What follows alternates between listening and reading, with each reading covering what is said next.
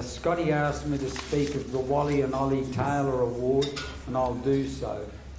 Firstly, I think it's very fitting that we have an award in the name of these two outstanding Queensland boxers. Anyone who knew them will agree that in addition to their outstanding boxing prowess and records, the Taylor brothers were two of the greatest characters you could ever meet. They were also very interesting company, very entertaining company. Because I grew up in New Zealand, as has just been pointed out, as a kid mad on boxing, I could only read about their exploits in the Australian Ring magazine, which I always got, and Leo Butel was a major contributor to that. But I'd only been in Queensland a couple of months when I met Wally. Barbara and I formed a wonderful friendship with he and his wife Teresa. We often went out together to celebrate birthdays, anniversaries and other things, and had many lunches at Tattersalls. Naturally, I met Ollie as well and enjoyed his company on many occasions, particularly Festival Hall fight nights. We also met Wally and Teresa's daughter, Caroline, who lives in England, running one of the biggest and finest restaurants in London.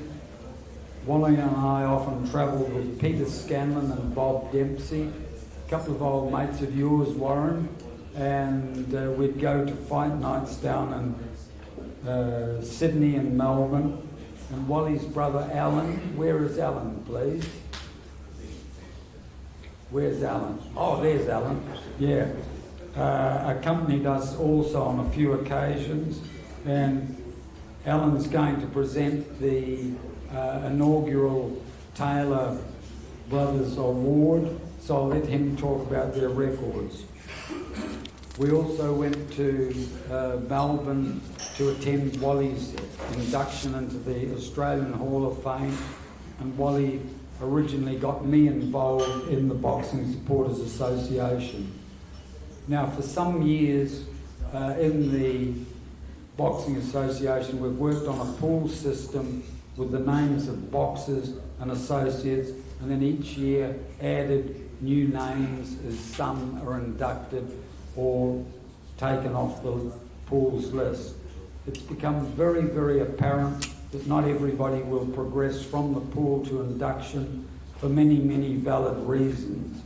They may have been born outside Queensland, may have had most of their fights outside Queensland, or through no fault of their own, never got a shot at a title, Queensland title or an Australian title. However, many of these people are worthy of recognition, so we reached consensus on the format that we would use for such people who have given outstanding service to boxing. We now have the opportunity to recognise them.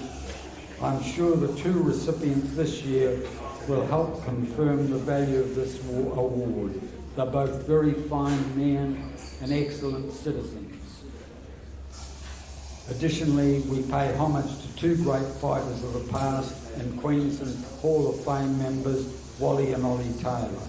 So when it came to nailing the name of the award, the Ollie and Wally Taylor Award was just so fitting.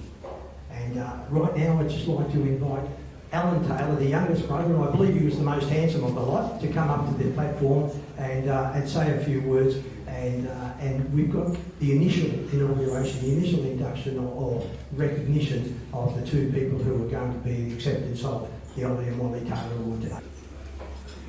Just a little short note before Alan gets up here. The first I heard of Ollie Taylor was I trained in Melbourne when I was a young kid. I was about 15 years of age, and I trained with the great Johnny Famechon. I sparred with him many times, and we became quite good friends right up until the time when he passed away.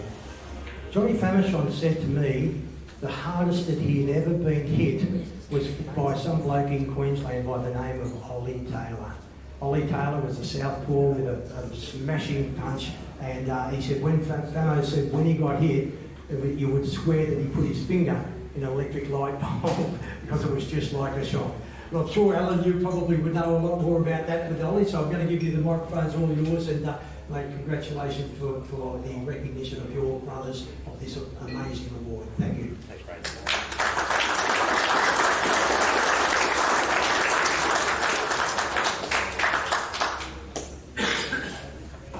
You'll have to excuse me, but this is all very new to me.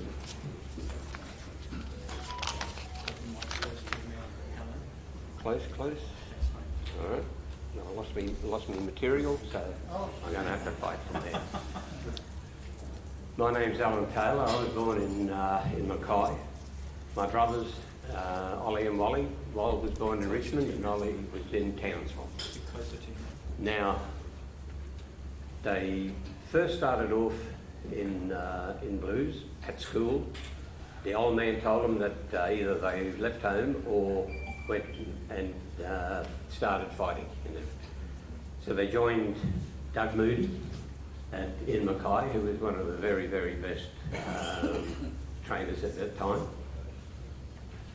They went through the system in '55. Wal won a golden medal, a golden gloves in Cairns.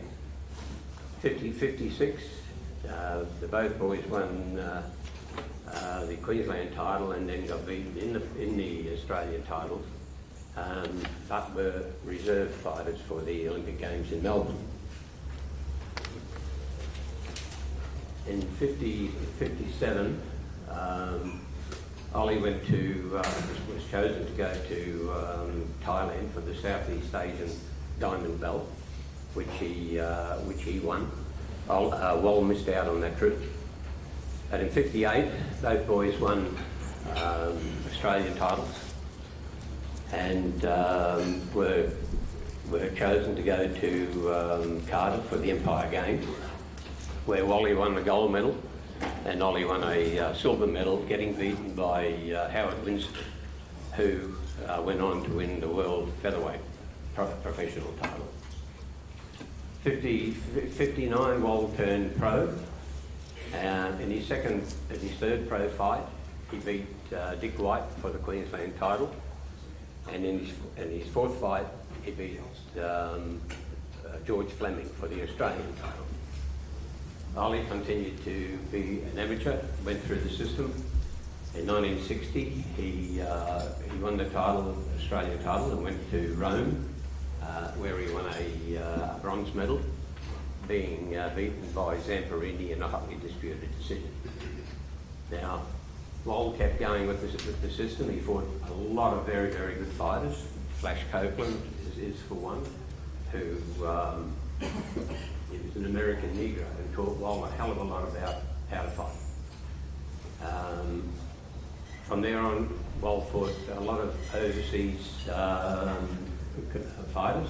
They were all mainly lightweights.